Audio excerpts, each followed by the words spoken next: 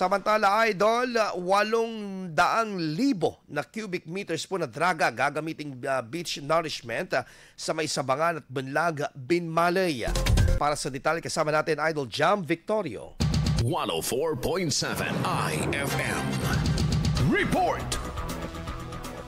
Iminumungkahi sa Department of Environment and Natural Resources na gamitin bilang beach nourishment ang material na nakukuha mula sa pagdadraga sa Agno River.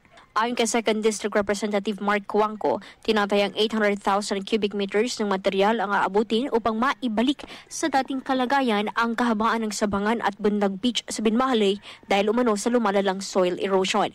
Dagdag ng opisyal, nasa 38 meters na ng baybayin ng nabura o kinamkam ng dagat mula 2004 at posibleng higit pa. Matapos pahintulutan ang pagdadaraga sa Agno River at iba pang kailugan sa Pangasinan, ang material na nakukuha dito ay paniniwala ang makakatulong din upang maiwasan ang pagbaha sa mga kabahayan.